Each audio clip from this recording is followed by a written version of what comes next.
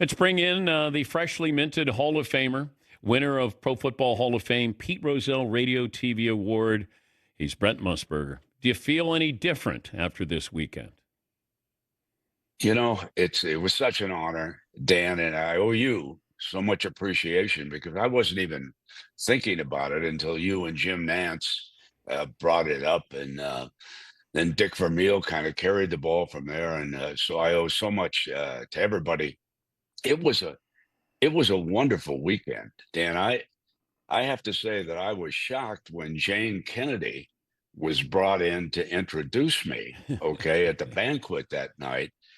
Completely unexpected. And of course, she, along with Phyllis George, worked on the NFL Today, and Irv Cross and Jimmy the Greek. Jane's got a book out called Plain Jane, and she's a great story.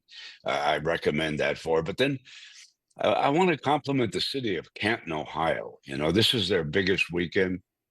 People were so nice in the committee. And oh, by the way, I had at least two people mention Dan Patrick needs to bring his show into Canton for the Hall of Fame. Okay, they came right to me, and I said, "Listen, I'll mention it, Dan, because we had over 100 Hall of Famers show up. So yes, I so appreciate the honor, and so does the family. But I was a kid in a candy store when they started introducing all these guys that I had covered. Dan Fouts did a fantastic job. They bring them out to a stage, and then they set a couple of rows on either side, and they bring out the new Hall of Famers. And, the four guys who were inducted this year had such great stories when they came out. I'll start with Sterling Sharp. He was the only one of the four, by the way, who was a first-round draft choice, okay, by the Green Bay Packers. And then it was so heartwarming when he and Shannon hugged each other up on the stage. Shannon presented him with the gold jacket. First brothers to make the Pro Football Hall of Fame. And I couldn't resist. I got over to Sterling and I whispered in his ear, Eli Manning will never forgive you. They beat Eli to the punch there of going into the Hall of Fame. Yes. Yeah.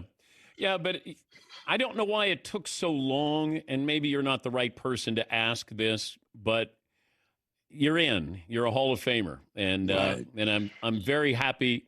And a lot of this, just like with John Facenda, he was the voice of the NFL, Exactly. and I just said, don't forget about who helped us get here to a multi-billion-dollar organization company, and I'm glad you got to experience that. I wish that Irv Cross had been around.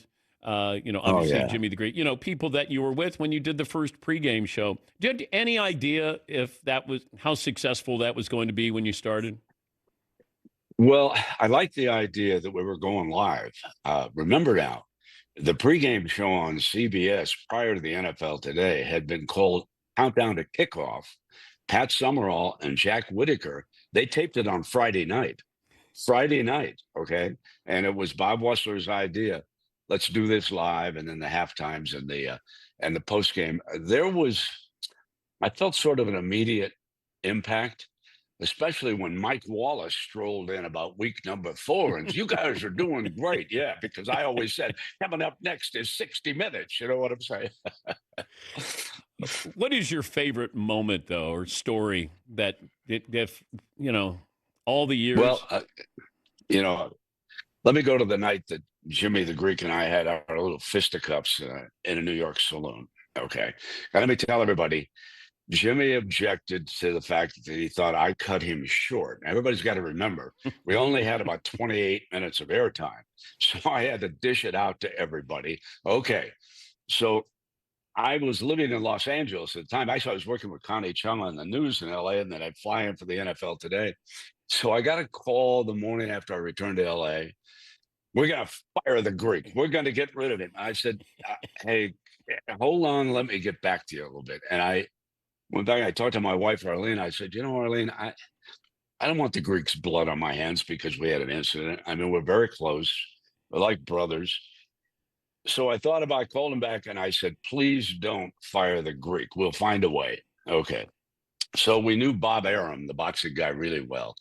And he got us a bell and a couple pair of boxing gloves, and we opened up the next week and made light of it. And and life went on from there. So, it's the people, Dan.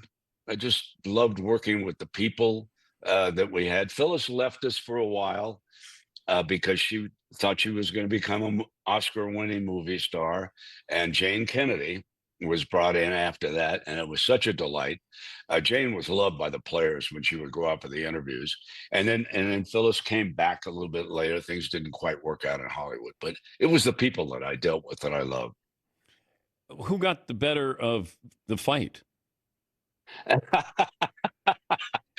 Well, the Greek hit me in the side.